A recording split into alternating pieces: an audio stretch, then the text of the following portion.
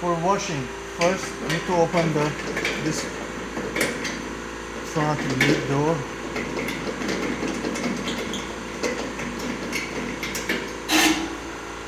This one. Open this screw.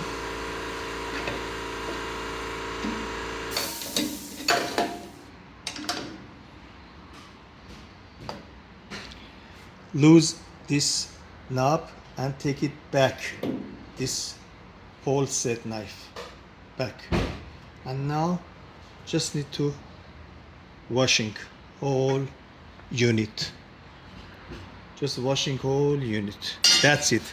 No any water here, no any water over there, just here, hopper here in the chamber and under the chamber. That's it.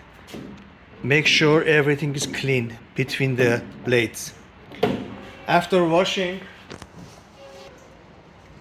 this one, and also returning to wash whole chamber and the blades. After everything is washed, we need to use mineral oil to spray.